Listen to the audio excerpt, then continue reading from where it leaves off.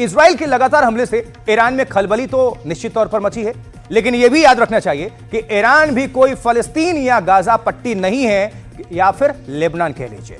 Iran एक शक्तिशाली देश है फिलहाल, और इसलिए उसके लगातार हमले से इजराइल की स्थिति भी खराब हो रही है। कैसे ईरान खुद पर हुए हमलों का हिसाब चुका रहा है और इजराइल पर लगातार अटैक कर रहा है, इसको समझने के लिए आपको फिर से हम एक विशेष रिपोर्ट दिखाएंगे जो आप सभी दर्शकों के लिए हमने तैयार की। देखिए हमारी स्पेशल रिपोर्ट।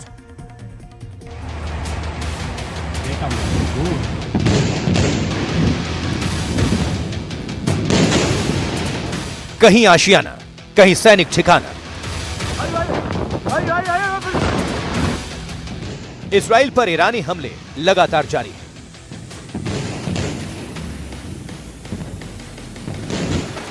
यरूशलेम पर ईरान पूरी रात मिसाइल से हमला करता रहा। हालांकि ईरान की 2 मिसाइल्स को इजराइल ने इंटरसेप्ट कर दिया और हवा में मार गिराया।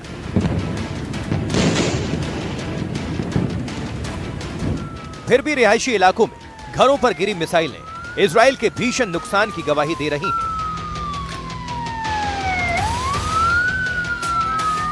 हम यहाँ उस जगह पर हैं जहाँ एक ड्रोन गिरा है। हमने एक गाड़ी पर हमला होते देखा है। पास के घर पर भी हमला हुआ है। बगल का घर भी क्षतिग्रस्त हो गया है। हालांकि अग्निशमन दल जल्दी से पहुंचे। उन्होंने इलाके की तलाशी ली और इमारत में लगी आग को बुझाया। सौभाग्य से कोई घायल नहीं हुआ। ईरान के रिवोल्यूशनरी गार्ड्स ने कहा है कि शहर के सोरोका अस्पताल पर हमले के एक दिन बाद गुरुवार को इजराइल पर 100 से ज्यादा लड़ाकू और आत्मघाती ड्रोन दागे गए। आप खुद नेतन्याहू को सुनिए, जिसमें वो बर्बादी की कहानी बता रहे हैं। Building behind me and next to me says everything.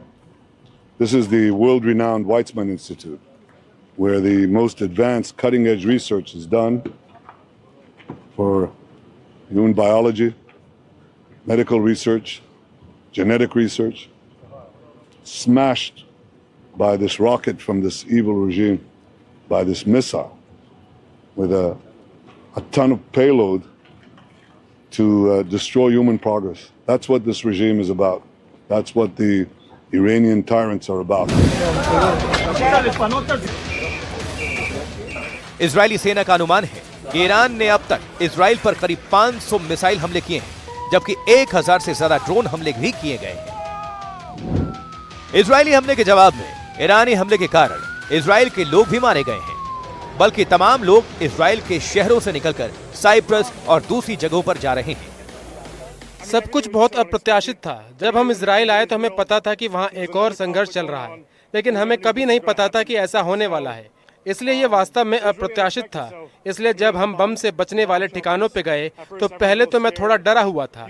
आप खबरों में देखते हैं, आप सब कुछ देखते हैं, लेकिन आप कभी नहीं सोचते कि आप जब वहाँ होते हैं तो ये वास्तव में आपको कितना प्रभावित करता है।